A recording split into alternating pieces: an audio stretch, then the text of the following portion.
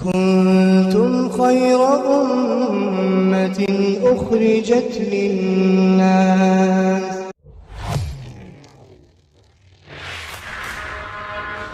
اللہ رب العالمین فرماتے ہیں لَإِنْ شَكَرْتُمْ لَأَزِيدَنَّكُمْ وَلَئِنْ كَفَرْتُمْ إِنَّ عَذَابِي لَشَدِيدٌ کہ جو لوگ میری نعمتوں پر شکر ادا کرتے ہیں ہم ان کی نعمتوں کو بڑھا دیتے ہیں، اور جو لوگ ناشکری کرتے ہیں، انکار کر دیتے ہیں ہماری نعمتوں کا، تو ان کے لیے المناک خطرناک قسم کا عذاب ہے، دردناک قسم کا عذاب۔ تو ہمیں ہر وقت اللہ تعالیٰ کا شکر ادا کرنا ہے۔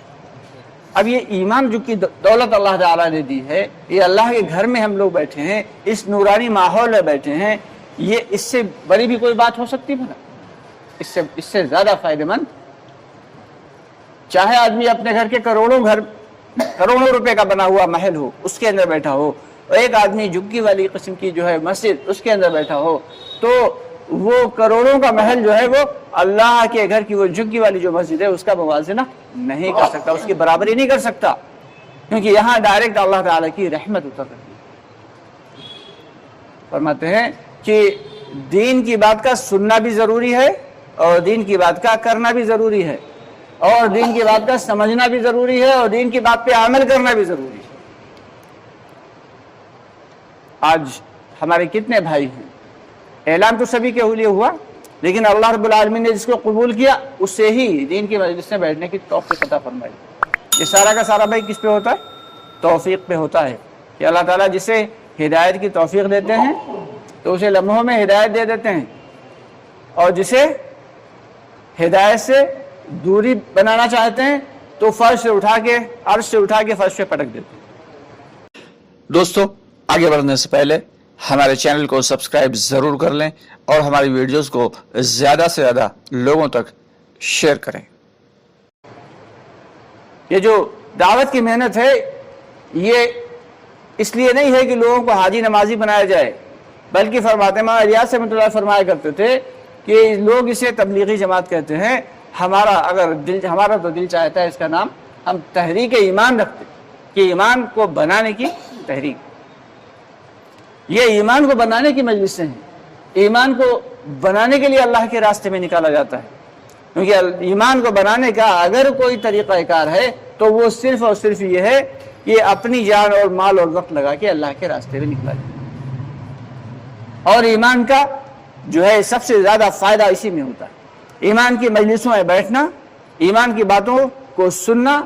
ایمان کی باتوں کو بولنا، ساتھ ہی ساتھ اللہ کی مخلوقات میں غور و فکر کرنا، یہ تمام چیزیں جو ہے ایمان کو بڑھاتی چلی جاتی ہیں، اور سارے کے سارے معاملات جو ہے وہ ایمان پہ ہی ہیں، چاہے وہ دنیا کے ہوں یا پھر آخرت کے ہوں۔ آج ہم بڑا پریشان ہیں، سارے کے سارے لوگ، سارے کے سارے دنیا کے مسلمان پریشان ہیں، بلکہ ساری کے سارے عالم انسانیت پریشان ہے۔ آپ اگر چوراہے پہ کھڑے ہو جائیں اور کسی سے پوچھیں کہ بھائی تم سکون میں ہو، جتنے بھی لوگ چاروں طرف سے نکل رہے ہیں، تو کوئی یہ نہیں کہے گا کہ ہم سکون میں ہیں۔ حالانکہ مال کے اعتبار سے آج ہر آدمی مضبوط ہے، کاروبار کے اعتبار سے تقریباً سبھی مضبوط ہیں، بلکہ آج کل کا جو بہت غریب قسم کا ہے وہی پرانے زمانے کا بادشاہ سے ٹکر مار رہا ہے، کہ اس کے بھی 20-25 جوڑے ہوا کرتے تھے، اور آج کل جو ہے غریب 10-15 جو ہے جوڑے اس کے بھی ہوتے ہیں۔ بہترین سا کھانا کھاتا ہے، لیکن اسے پوچھو کیا سکون ہے تو سکون نہیں ہے، کیونکہ سکون اللہ تعالیٰ نے کہاں رکھا ہے؟ سکون اللہ تعالیٰ نے اپنے ذکر میں رکھا ہے۔ اللہ بذکر اللہ تطمئن القلوب۔ لیکن ہم لوگ سکون کہاں ڈھونڈ رہے ہیں؟ مال و دولت میں ڈھونڈ رہے ہیں، عیاشیوں میں ڈھونڈ رہے ہیں، فحاشی میں ڈھونڈ رہے ہیں۔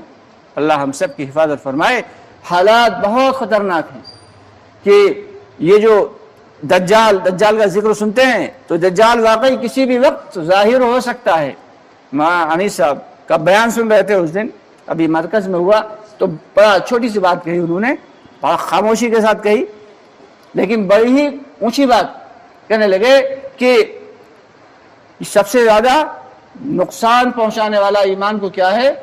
وہ ابلیس ہے، اور سب سے زیادہ اس کے بعد کو نقصان پہنچایا یہود نے، اور اس کے بعد کس نے نقصان پہنچائے گا؟ وہ دجال پہنچائے گا۔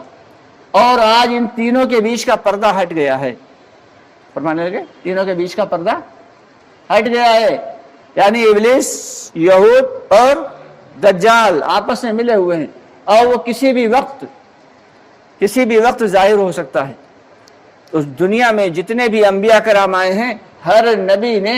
دجال کے فتنے سے ڈرایا ہے، ہر نبی نے، کیونکہ سب سے بڑا فتنہ ہوگا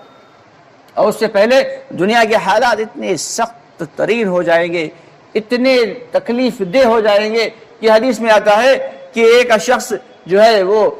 قبرستان سے گزرے گا اور قبر والوں کو دیکھ کے کہے گا کاش کہ تمہاری جگہ میں دفن ہوتا، یعنی آدمی انسان اپنی زندگی سے پریشان حال ہو جائے، اپنی زندگی سے عاجز ہو جائے گا، ایسے ایسے فتنے آئیں گے، ایسے ایسے مشکلات آئیں گی، ایسے ایسی پریشانیاں آئیں گی۔ اور آج دیکھ لیں کہ روزانہ ایک نیا فتنہ،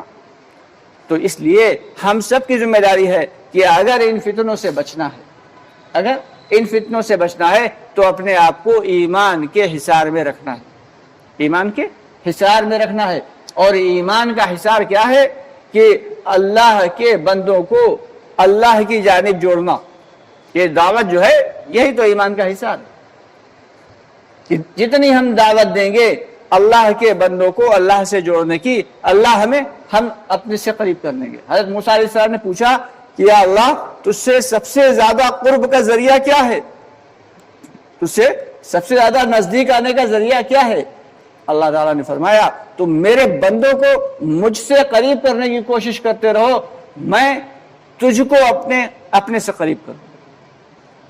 تو اس لیے ہم سب کی ذمہ داری یہ ہے کہ وہ ہمارے بھائی جو یہ بات کو سمجھ نہیں رہے، وہ ہمارے بھائی جو ابھی تک اپنے مال و دولت میں ابھی تک روٹی بوٹی کے چکر میں پڑے ہوئے ہیں، انہیں سمجھانا ہے اور پیار محبت سے مسجد تک لانا ہے۔ کاروبار چھوڑنا نہیں ہے، بزنس چھوڑنا نہیں ہے، ملازمت چھوڑنا نہیں ہے، ان سب کو بھی کرنا ہے، لیکن ساتھ ساتھ میں اگر دین کی محنت نہیں کی تو دین ہماری زندگی سے